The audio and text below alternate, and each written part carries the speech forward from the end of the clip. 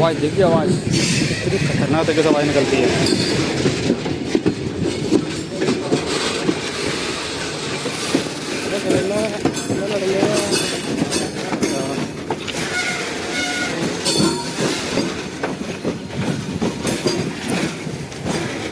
कोई साल लग रहा पटरी में, पटरी में पटरियों में पटरियाँ हैं। बट भाई ये रेलवे है।